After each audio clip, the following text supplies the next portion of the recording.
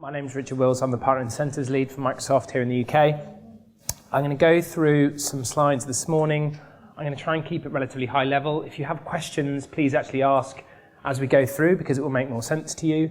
I'm hopeful that some of what I'm about to share is actually stuff that you know already, and therefore it's just you probably looking at me saying, you've told me that 7 times already, Richard, but thank you anyway. But if there are bits there that you didn't know, then that's great because we get some value from the session. I'm actually going to cover off 2 sort of separate threads. The first part, specifically thinking about CSP, is really just to re-clarify where we are in terms of the CSP programs, the changes that have come in recently, the changes that are forthcoming. And then the second part that I'm going to try to do is add a little bit more simplicity and to break out some of the confusion that exists at the moment around partner association and the different programs we have and the different ways in which we associate partners to those programs for incentive purposes. So it's just a single slide. I've tried to simplify it. But as we come onto this, please do look at that, and if there are any questions that come up, please ask them, because it's a really good opportunity to get clarity for a lot of people at the same time. So the first thing I'm going to start with, and I'm going to talk about this sort of generically in terms of as a CSP reseller partner incentive program, rather than talking about it necessarily as a direct or an indirect reseller, is just to talk about some of the rate changes that have happened. So I'd encourage you not to spend your time studying the slide. A lot of this content is very consistent with what we've shown probably over the last couple of years. I've tried to call out the key bits and sort of highlight those parts, and I'll talk about those as we run through. The first thing to say is that we are now the 5th of November, which means we have crossed from our Q1 into our Q2 period that happened on the 1st of October.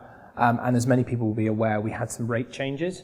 I'm going to be really, really clear about those rate changes, even though they are coming down, so therefore not necessarily perceived positively, but I want to make sure everyone's absolutely clear on them. So what we saw on the 1st of October is effectively, I guess, 3 switches.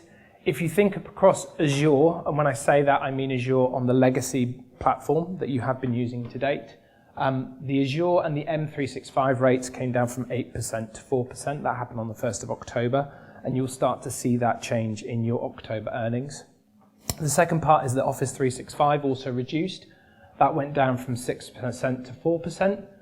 And then the final part to say is from a Dynamics 365 perspective, that came down from 8% to 6%. So effectively, if you think across those 3 lines, what you've really got there is Azure M365 and O365 at 4%, and of course Dynamics 365 at 6%. So those are the key changes.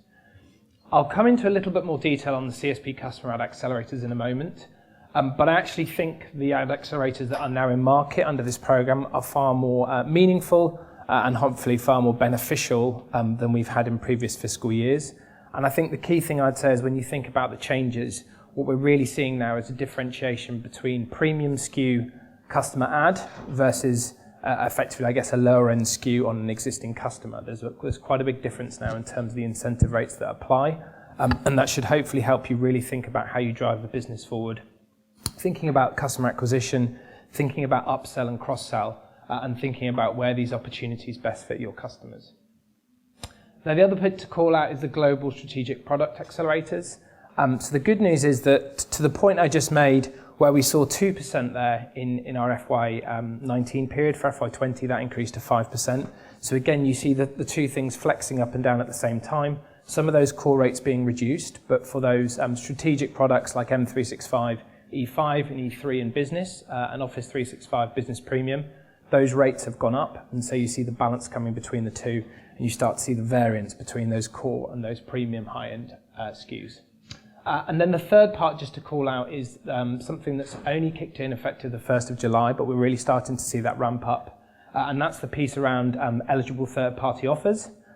In the context of this, again, to be clear, those incentive rates at 10% are only for direct bill partners because of the way that effectively engages with the engine and the systems. But what I would say is that in the last month, I've seen 99 new offerings pushed through that eligible third-party offers. For July through to the end of September, there were 49. So effectively in the last month, you've seen double the amount added that we saw in the previous 3 months. So we're really starting to see that ramp up, and hopefully that will really start to pull itself out as an opportunity for partners to really offer that all-in-one solution to their customers through that CSP portal through Marketplace. If I think about the ongoing mechanism behind the program, there is one big change which I think most people will know is coming because of the number of communications that have been sent out on that, And that changes that effective the 1st of January, we will move from having a rebate-only based incentive program to a split of rebate and also a co-op component. So that's the cooperative marketing component. That will kick in on the 1st of January. And so the first thing to say is that as of the 1st of January, the first impact to you will be that your earnings, rather than being paid 100% as a credit, as a cash to your bank account, will now be split 60% cash. You'll see that as you did before, paid on a monthly basis. But the additional 40% will go into that co-op fund and will begin to accrue over the course of our second half of the year. So, yeah. Is it just the core incentives that applies to? Is it the... No, it's all of those incentives. Yep, all the things coming together. So effectively, they all come into that same engine. All of those pull through, and then it will take 40% of all of that and push it into that cooperative fund. And again, I'll come on to a little bit more detail about co-op in a moment. I'm conscious probably that these slides will come out afterwards. There's some good content in there in terms of what to think about co-op. But because you have that 6-month period now, where essentially from January through to the end of June, all that will happen is that those funds will accrue.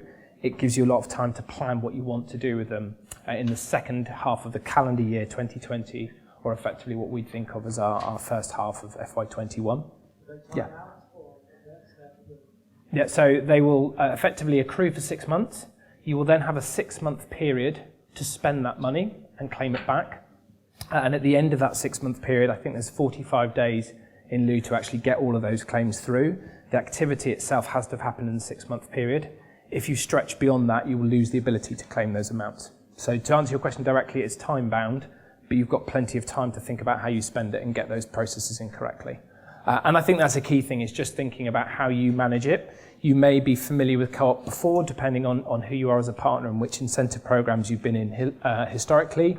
It may be new to you, but do really think about how you make the most of that money, not in terms of just making sure you spend it, but also how you get the value from spending it and drive ROI as well. So that's a key thing to call out. Another key thing, which I'm very pleased to see has happened now, is that the new commerce platform for Azure specifically, I understand was launched on the 1st of November, giving you the opportunity to migrate your customers over from the legacy platform. Just to be really crystal clear on this, this CSP program will not reward for those incentives. I'll come on to it in a moment, it's on the next slide. But those incentives will accrue through the MCI incentive program, which is the Microsoft Commerce incentives. So when you start to see your customers migrate for Azure from that old legacy platform to the new platform, you will see the earnings come through a different program, and therefore need to make sure you've gone through the enrollment process as well. So just wanted to be clear on that piece. And then, as I said, the final bit just to call out is those new customer ad accelerators. And again, I'll show you some detail in a moment. I think that's much clearer than it has been in the past. I think the opportunity makes more sense than it has done historically. Okay. So as I talked about Microsoft Commerce incentives, I'm going to specifically focus on the Azure partner-led element of this. There are additional elements where it's field-led or it's direct with customer. But I'm going to talk now about the Azure partner-led piece. And essentially, in my simple mind, I think of this as the Azure business that we are now looking to migrate from the legacy platform onto the new commerce platform. You can see there the rate structure is pretty simple, but it's also very similar to what we're seeing from a CSP program perspective, which is that essentially there is a 4% base rate that's paid in incentives for the billings under those subscriptions. The only bit that is different is just this piece that I've highlighted there, which is the early adoption incentive. So certainly for the next, 8 fiscal months, up until the end of June, there is an additional 2% paid on any of those subscriptions that are migrated over during that period. And what that's intended to do is effectively, of course, drive and speed up the momentum behind this migration of subscriptions from the old to the new platform. But in terms of the rest of the program, it's very similar. The CSP Customer Ad Accelerator for Azure that you'll see there is consistent with the Customer Ad Accelerator that's part of the CSP program. And so I'll come on to that in more detail. But the only other thing just to reiterate and to call out is that if you are not on this program already, please, the first thing I'd encourage anyone to do is make sure that you enroll through Partner Center. You can go into Partner Center and you have the opportunity to review all of the programs you're eligible to enroll in.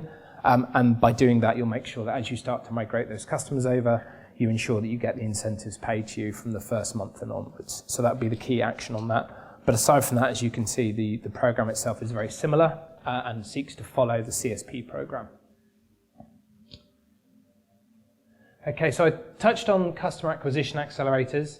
There are 3 accelerators in market, and these accelerators have now started to kick in. They launched on the 1st of October, but I do think that we've done a much better job. That wasn't hard, but we have done a much better job of making these make sense and also be clear on what the earning opportunity is. So if I take it from left to right, the first piece around intelligent cloud, or thinking of it as Azure, the accelerator there is a one-time payment at 2 different thresholds. So it's not an ongoing month after month after month, but it really gives you an opportunity to identify who the customers are that perhaps you're seeking to bring to that level of consumption and billing, and to look to really target them and take them to those 2 threshold points. So effectively what it will do is look at any of the customers that are currently on CSP and you have subscriptions with, and what it's hoping to do is help to motivate and drive you to work with those customers to get them to $1,000 of billed revenue within a fiscal month. If you hit that $1,000, you receive an incentive of $500. If you continue and drive that up to the $5,000 mark, you would receive an additional incentive of $3,500. So your earnings in total would be $4,000. And that payment, that reward, is consistent with our other programs that reward for customer ads, whether that be as digital partner of record or as partner admin link. So there is a consistency across the programs that is essentially trying to reach these 2 threshold marks. If you did happen to have a customer that you did a fantastic job of effectively going from, I guess, nearly 0 all the way up to $5,000 in 1 month, then effectively you would just get paid both of those amounts at the same time, so you wouldn't lose out as a consequence. But hopefully that's clear in terms of what that opportunity is. If we move on to business applications and thinking about Dynamics 365, what we've tried to do here is again match the accelerator with effectively the rewards that we have in place for some of our other Dynamics 365 programs, like the OSA Sell program. And what that effectively says is that if you can get a partner to above $1,000 of monthly billing, we will pay an incentive that's equivalent to 20% of the annual contract value. So in a really, really simple case, if it was $1,000 per month, we'd say you've hit that $1,000. Over an annual period, that's $12,000. And then we would look to pay 20% of that $12,000 as a one-off incentive for rewarding you to get to that point. What it does do is, and this will launch effective 1st of January, is it says if you've hit that 1,000 but you're continuing to grow, and we know that certainly with Dynamics 365 customers, that's quite likely and happens quite often because of the way in which they start with licenses and start to build those licenses up, then we will look at that growth over that $1,000 and we will reward 20% on that growth as well. So you're not effectively penalised for hitting a mark, being paid something, and then continuing to grow with a customer after that point. And then the final piece is on modern workplace, and this is the one where it really becomes quite tangible and obvious to see where the difference is. And what we'll do here is for Office 365 and M365, where we have new customers who have hit $250 of monthly billing, will pay 5% of the monthly billed revenue for the next 12-month period. And so when you think about that, I guess my key example would be that if you think about an Office 365 recurring customer you already have, what you saw a couple of slides ago was that we are paying a 4% incentive on a monthly basis. That's the amount of investment that's coming into you as a partner in relation to that customer. If you thought about a new customer ad that was potentially on M365, you would see not only would you get that 4%, you'd get the 5% strategic global accelerator because it's M365, and then if it was over $250, which is pretty attainable, you would then see an additional 5% on top. So suddenly, instead of looking at 4% as a monthly investment, you're looking at 14%. So there's a huge amount of difference between those two. And therefore, as I said before, it's really worth thinking about how do you look at those customers, where do you have the opportunities, as I say, for cross-sell, upsell, and how do you really drive that customer acquisition piece as well. So I'm not going to go into this in a great amount of detail, but I wanted to include it, not least if you are new to this whole process of co-op. So, as I said, the introduction of co-op ensures that what we have is an opportunity to ensure partners are investing some of the incentive money they receive and being quite candid rather than necessarily just throwing that into price or possibly using that as bottom line profitability. When you think about going into that co-op, there are effectively these three sort of buckets: demand generation, market development, and partner readiness. When you go into some of the qualifying activities, I think people are often surprised because there are things they think oh, I can't do that, or so-and-so said that I couldn't do it. And the truth of the matter is actually that we've seen a lot of flexing and agility in terms of the way that that guide is put together, which means that you can do a lot more than you used to. And so, for example, you can use this for internal incentives and spiffs if you want to drive your sales team in that way. You can also do this to effectively fund heads and on-site champions if you want to do that. And again, I think that was something that historically people thought wasn't possible. It is difficult at times to audit it, certainly from our perspective, but I know that what they're trying to do with this funding is really increase the flexibility to allow you to do more than what you're able to do before. So I would strongly encourage anyone to effectively just go onto Partner Center MPN and look at that co-op guide, do it before we get into this co-op sort of process, and make sure that all the information there makes sense and you're clear on what you can and can't use this funding to do. Because there's nothing more frustrating probably from our side and from a partner side than seeing someone rush to do something right at the end of the period because effectively they wanted to spend the money before they lost it. And therefore we're paying out on something that you rushed to do because you're trying to do the right thing, but it's not driving ROI for you as a partner. So please take the time to look through that. And then the other thing that I started to allude to earlier is thinking about the process and the rhythm of co-op, which is to say that effectively you work in these two halfly cycles, you earn for 6 months, and then you effectively execute on that funding and you claim that back over the next 6 months. Therefore, if you think about January through to June, that will be the hardest time because effectively what's happening then is you've got funds accruing, but you've got nothing to spend. Once we kick into the second half of the next calendar year from July through to December, you'll start to get into this rhythm where for every 6 month period you continue to earn, but you also have the ability to spend and claim back the money that you earned from the previous half.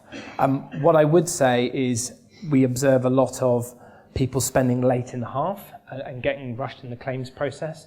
Even if I take the sort of claims process out of it, I guess my point would be if you've got a really good activity that you want to do, why would you wait until the 6 month of the half to do it when you could have executed and landed it in month 1 or 2, and it will drive a greater return for you as a partner in doing so. So do think about, when we hit the 1st of July 2020, how do I hit the ground running? How do I use this funding? How do I make the most of it? And therefore, how do I drive an ROI and a return back to the business?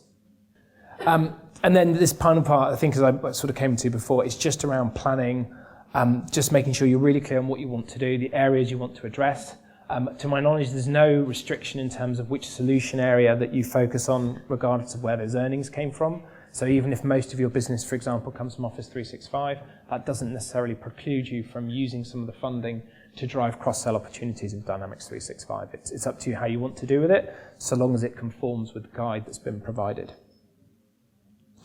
And then the final piece I was going to cover, and as I said, I've tried to simplify this, but my brain struggles a little bit, is there is a whole load of confusion at the moment around how, as partners, thinking not just CSP but beyond, how you associate with different customers for different programs, and therefore how you optimize the incentives opportunity. So what I tried to do in one slide is focus on the key programs that we have in market, certainly from a software perspective, and I'll run through it just quickly on a line-by-line basis to say, what is the method of association? Has that changed? And how do we address that going forward?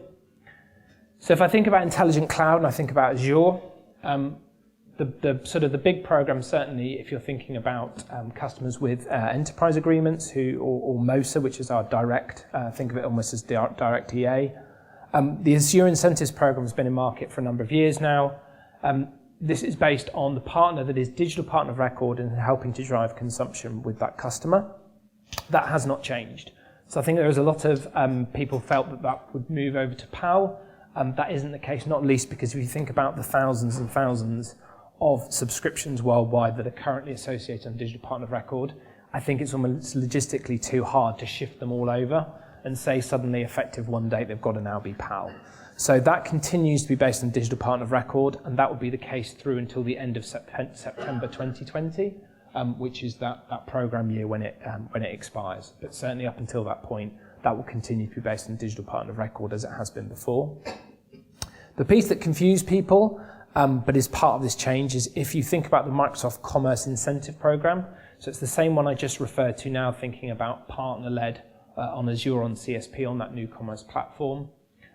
These are the Microsoft customer agreements that are either field or customer-led. So think of it primarily also as some of the Azure-only ski renewals that happened, over the last sort of 6 to 9 months or so. Those are based on partner admin link. That's the PAL piece. The truth of the matter is that probably in terms of what I've seen from an earnings perspective, we've got a relatively low volume of those agreements, and therefore we've also got a relatively low amount of incentives that have started to accrue. But for any of those agreements that are a Microsoft customer agreement that are field or customer led, that you are working with the customer to drive that consumption, partner admin link is the way you're associated. And then the program that I referred to before, both these two at the bottom, the Microsoft Commerce Incentive from a partner-led perspective, and then the CSP program that we started with, they continue as they were before. So those continue based on billed revenue, which of course for Azure is effectively the same as consumption, but it's based on those monthly billings, and that's the basis through which you are paid incentives. And so effectively that's as the transacting partner record. If we think about modern workplace and think about Office 365 and M365, there are two primary routes. The one that we referred to earlier is on the CSP program itself, and again that continues as is. It's based on the billed revenue on a monthly basis, and therefore effectively you are the transacting partner of record to earn those incentives. But for the OSU M365 program, and what that effectively is, it's a subset of what we had last year, which was the OSU program. It's been split into two. There is OSU M365 and there's OSU Dynamics 365 to separate those two out. But for the OSU M365 program, two big things to call out. The first one is that not only do we reward for the enterprise agreement and also for the MOSO agreements as direct, but also CSP is now included within that program. So if you have some of those bigger customers that are now starting to use CSP for modern workplace rather than using the traditional EA, we will include that in this program and seek to pay you based on that. The program itself has changed significantly in terms of being now based on thresholds in terms of number of active users rather than being based on a monthly amount. But the key other point to call out is that we are now basing that program on the claiming partner of record. That's done through Partner Center. It is no longer based on the digital partner of record as it has been historically. So that is a big change in that program. So far, the feedback is very positive in terms of the ease and the simplicity of that process, and it being a better way to associate yourself with a customer. But that is now based on claiming partner of record. And then the final bit to tackle is just from a business applications perspective. So for Dynamics 365, as I said, there is now a separate OSU Dynamics 365 program. That currently includes the EA and it includes MOSA, but it doesn't include CSP at this point in time.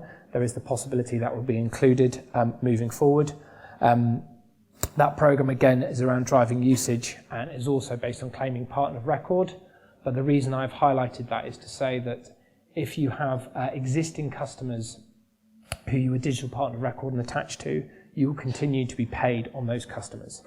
Those won't be removed from you. For any new customers, effective 1st of October, you will need to go through the claiming process. But for any that you've effectively carried forward over the fiscal year or the program period, you will continue to have those customers associated and we will pay incentives on those, so you won't lose that opportunity. The OSA program is based around the pre-sales effort to drive Dynamics 365. That moved to a claiming partner of record basis about 7 months ago. Again, that's been well received because it's made the process a lot easier, and that will continue to be done in the same way. And then, as I said, finally, from a CSP perspective, that will continue as was for Dynamics 365. So you're the transacting partner of record, you're doing the billing, and that's the way that we associate you and pay the incentives. So I'm sure I've probably done that too quickly. I'm sure you will get this slide, and I hope that it will make sense. But if there is a field or something missing, then actually I'm happy to take that feedback in case we can amend it before it gets sent out again.